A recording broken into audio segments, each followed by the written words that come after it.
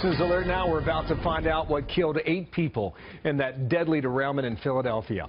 Doug McKelway is on that story live in D.C. now with more. Doug, good morning.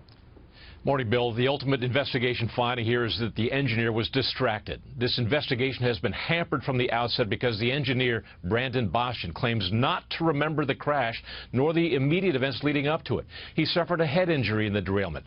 This much investigators do know about him. He was not under the influence of drugs or alcohol. He had no medical issues. He was not on his cell phone, and he had plenty of rest. Their default conclusion: Boston was distracted at the time the train entered the turn, moving at 106 miles per hour, twice the posted speed limit. His distraction centered around a 6-minute-long series of radio calls from a SEPTA commuter train engineer to his dispatcher. A few minutes after the Amtrak train departed its last station stop at 30th Street Station, an engineer on a SEPTA commuter train that was approaching North Philadelphia Station broadcast on a radio that a person along the tracks had thrown an object at his SEPTA train, shattering the windshield and getting glass in his face.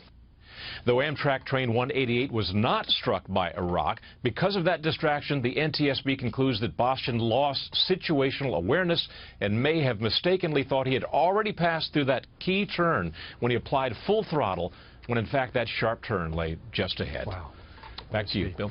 Doug McKelway, thank you, with the findings there in Washington.